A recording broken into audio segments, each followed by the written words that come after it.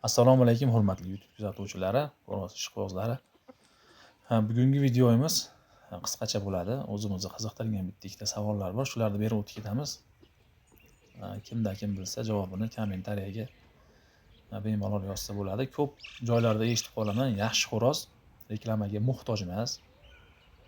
Zo'r xo'roz sotilmaydi, agar yaxshi bo'lsa o'zini mahallasidagilardan ortmaydi, oshna og'ayni tanish bilishidan ortmaydi, o'shalar olib qo'yadi yaxshi bo'lsa degan gaplar yuradi. Bu gaplar qanchalik to'g'ri, o'zlaringizni shaxsiy fikrlaringizni yozsangiz mumkin. Menimcha bu juda ham noto'g'ri fikr. Chunki yaxshi xo'rozlar yaxshi pullarga sotiladi. Chunki gap yaxshi xo'roz haqida ketyapti. Zo'r xo'rozlarda puli ham qimmat bo'ladi, uzoq-uzoqlardan egalari chiqadi, yaxshi pul berib, qiziqtirib olib qo'yishadi. Yaxshi xo'rozlar hamisha zo'r pullarga sotiladi. Bu meni o'zimning fikrim. Kim qanaqa fikrda bilmadim. Bemalol yozsalar bo'ladi o'zlaringiz ham. Endi qiz bolani tushunsa bo'ladi, yaxshi qiz mahalladan ortmaydi.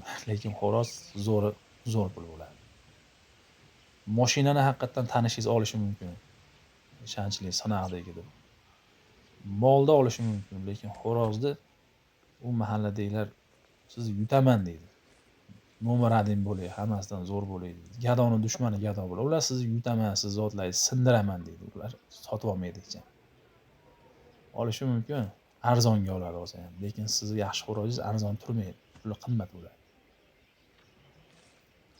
Shunaqa gaplar aka-ukalar. Telegram kanalimizning silkasi kommentariyada bo'ladi. O'tib kanalimizga obuna bo'ling. Xo'roz janglarini qo'yib boramiz. Bemalol bizni kuzatib borishlaringiz mumkin.